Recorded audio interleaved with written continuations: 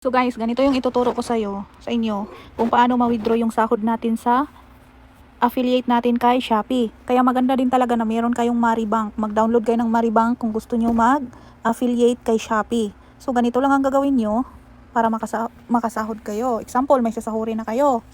Ang gagawin nyo lang is open nyo lang yung Shopee apps. Tapos, hanapin mo dito yung see all. Kung hindi mo makikita dito sa anim na to yung affiliate. Click mo yung see all na yan. Dito yung affiliate program. Click mo lang yan. Yan. Tapos, kung may sasahurin na kayo, dito nyo yan makikita sa income. Dito. Tapos, may nakalagay yan dito na paid kung sinahuran ka na ni Shopee. Yung sahod mo naman, pag below 2,000, doon yan papasok sa Shopee Pay. Kaya, ang gagawin natin is punta tayo kay Shopee Pay. Ito, yung Shopee Pay. Pindutin mo lang yan. Naka-zero yan kasi bawat sumasahod ako kay Shopee, yung sa affiliate ko, sinesend ko agad dito naman kay Maribank. So, andito ka na kay Shopee Pay. So, ang gagawin mo, kung itatransfer mo na yung earnings mo na pumasok sa Shopee Pay mo, sa pag-affiliate mo, i-click mo lang tong send money.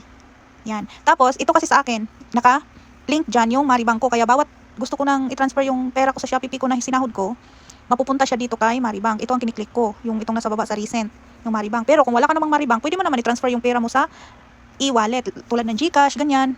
Ikaw na bahala kung anong gusto mong e-wallet na pagsindan mo, or ito bank account, mapili ka ng bank account. Ikaw bahala kung meron ka sariling bank account. Ganun lang siya kadali. Tapos kung ma-send mo na example sa GCash mo, papasok na yun yung pera na earnings mo dun kay Shopee. Ganun lang siya kadali pag sasahod na tayo. Kaya maganda din talaga kung meron kang Maribank.